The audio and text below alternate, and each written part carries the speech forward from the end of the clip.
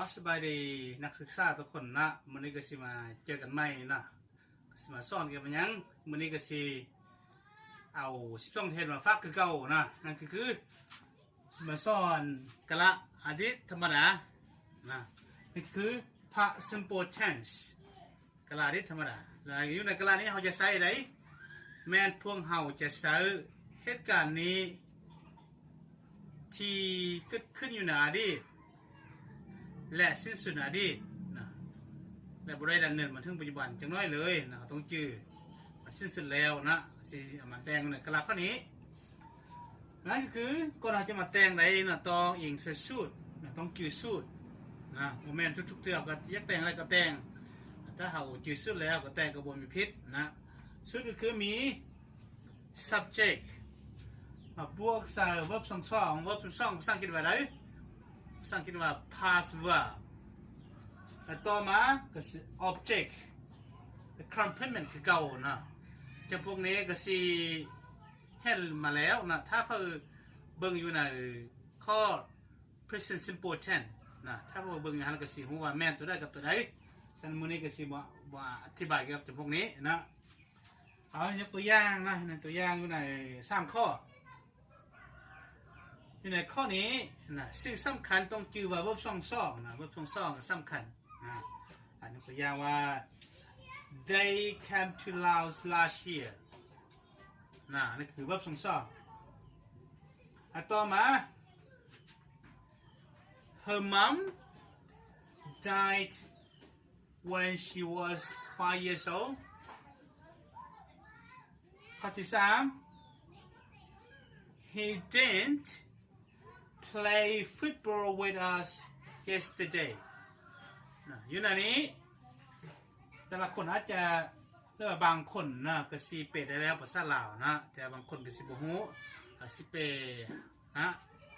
ข้อนี้จะเปว่าได้แต่ว่าพวกเขามาประเทศลาวปีกายแล้วนี้นะข้อที่2เมของลาวหรือว่าเมของนางนะเสียชีวิตเมื่อตอนนางยังมีอายุ5 ปีนั่นก็คือสิ้นสุดแล้วนะต่อมาข้อที่3เราโบได้เตะบานกับพวกเฮาเมื่อวานนี้นี่ก็คือตัวอย่าง3ข้อแต่ว่าอยู่ในนี้ก็สิมาอธิบายเรื่องว่าย้อนอย่างตัวนี้กับตัวนี้กับตัวนี้ก็สิต่างกันย้อนเนี่ยสิมาอธิบายให้ฟังอยู่ในนี้อยู่ในแคมตัวนี้นะสิมาเบิ้งอยู่ในเบิ้งพีก็สิต้องจื่อว่า irregular verb แม่นหยัง regular verb แม่นหยังนะ irregular verb แม่น verb ที่บ่ปกติบ่ปกติเขาต้องแจ็คตามกะลาของมัน2 1 2 2 2 3ต่างกันนะ regular verbs เป็น verb ที่ปกตินะถ้าแม่น2 2 2 3เขาเพียงแต่เติม ed ใส่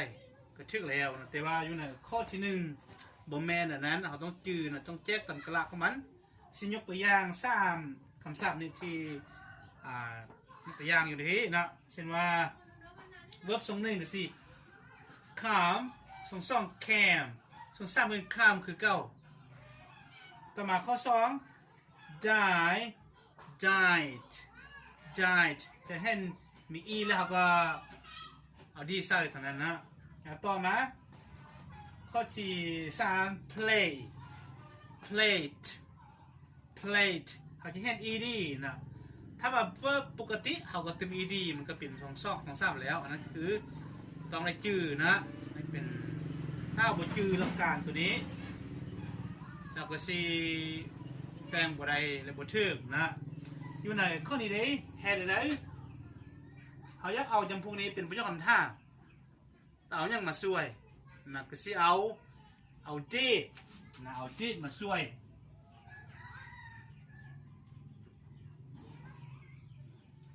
ก็สิเอา verb ช่วยตัวเดียวนั่นน่ะ did มาช่วยแต่ถ้าว่ามาช่วยข้อนี้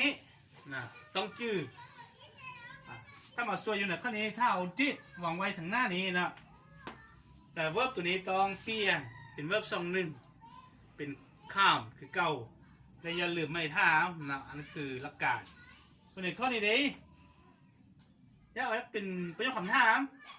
แล้วเก่าจิ้มมาไว้ทางหน้าของเธอมั่มนี่คือกันแต่ต้องบ่มีจีนะต้องได้จื้อแต่ก็อย่าลืมไม่ท่ามนะอยู่ไหนข้อนี้เด้ถ้าเขาอยากให้เป็นประโยคคำถามเฮ็ดอะไรเราต้องย้ายหมดจีนจุดนี้วางไว้ทางหน้าเนาะและจริงสมัยท่ามใส่กระชึกแล้วนะอันนี้ก็คือกระอดีตธรรมดาว่างว่าทุกคนนะก็สิเอาไปซื้อแล้วไปจื้อนะจะช่วยได้บางละเล็กละน้อยนะเอามื้อนี้ก็สิเห็นสัมพีนะเจอกันใหม่โอกาสหน้าเอาสบายดี